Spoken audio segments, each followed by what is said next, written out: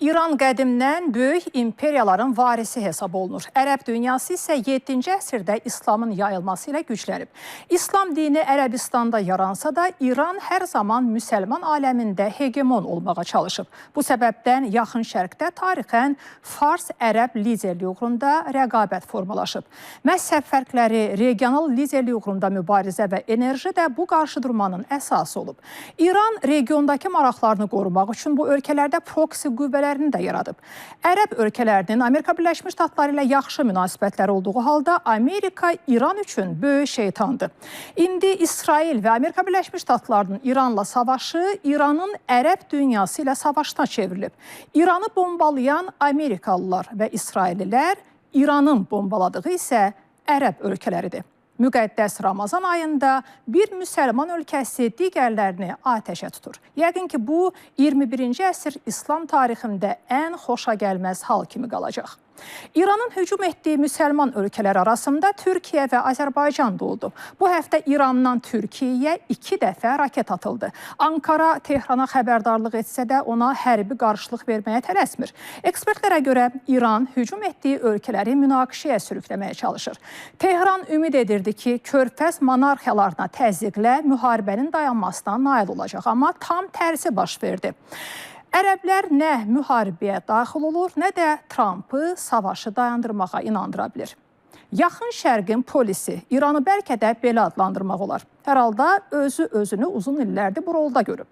Amma savaş bitəndən sonra İranın Yaxın Şərqdəki yerini hələ heç kim proqnozlaşdıra bilmir. 15 gündə Ərəb ölkələrinin səmalarında mülki aviasiya yox, hərbi təyyarələr uçur. Tehrandan atılan raketlər Dubaydan Dohaya, Küveytdən Ər-Riyada qədər geniş ərazini hədəf alır. İran bu yolla Ərəb qonşularına təzyiq edir. Lakin heç bir Ərəb ölkəsi Tehranın hücumlarına cavab vermir.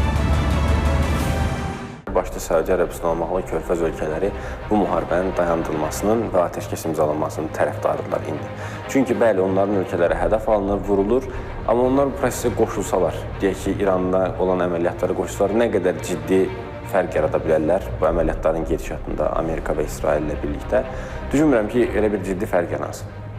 Ona görə də onların bu dəqiqə etmək istədiyi olar ki, atəşkəs olsun, müharibə dayansın, onlara olan zərbələr dayansın, neft bazarları stabilləşsin və əlbəttə ki, Hörmüz boğazı yenidən tranzitə açılsın.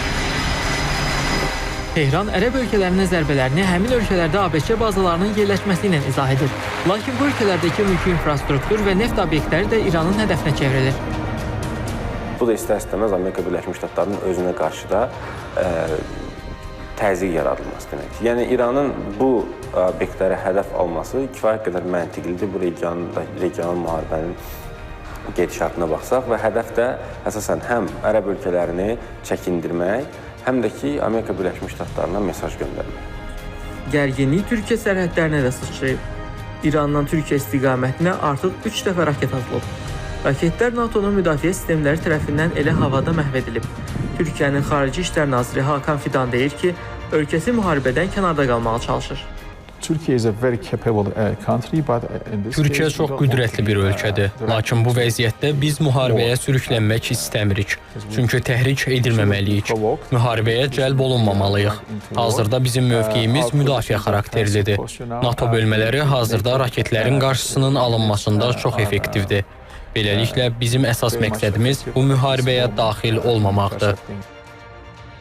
İranın bu dəqiqə hərbi rəhbərliyin içərisindəki müəyyən bir qruplar buranı hədəf olaraq yox, amma ən azından buranın hazırlıq səviyyəsini test etmək üçün bunu eləyir və eyni zamanda NATO-ya və Türkiyəyə də bəlkə mesaj göndərməyə çalışırlar ki, əgər bu prosesin bir parçası olmaq istəkləri varsa, onda İran onları da hədəf ala bilər. Türkiyənin içərisində əlbəttə bu prosesin tərkibi olmaq istəyi yoxdur, amma əgər bu əlbəttə miqyas genişlənərsə, Türkiyənin çox ciddi hərbi resursları var və İrana cavab verə bilər. Amma belə görünür ki, Türkiyə rəhbərliyi hal-hazırda buna lüzum görmür.